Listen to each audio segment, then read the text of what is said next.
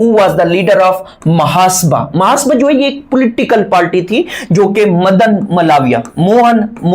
मदन मुलाविया ने इसको क्या किया था, इसकी बुनियाद रखी थी। कब रखी थी? 1915 में। कब? 1915 में। और इसका फिर हेडक्वार्टर जो है वो नई दिल्ली को बनाया गया था। नई दिल्ली को बनाया गया था इसका हेडक्वार्टर।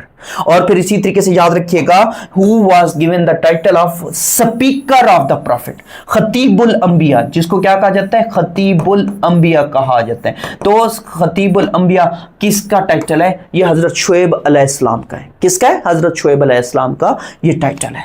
नेक्स्ट क्वेश्चन है, the Suri dynasty of India lasted for? ये तकरीबन 15 साल तक जारी रही थी, 1540 से लेके 1555 तक।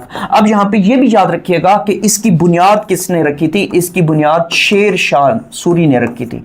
किसने रखी थी? शेर शाह सूरी ने। और ये शेर शाह सूरी जो है ये ससराम, ये बंगाल का रहने वाला था। ससराम वो जगह है जो कि बंगाल में आती है, वहां का ये रहने वाला था। इसने इसकी बुनियाद रखी थी।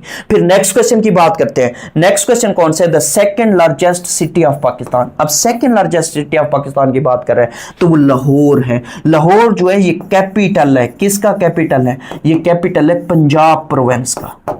तो ये भी याद रखिएगा।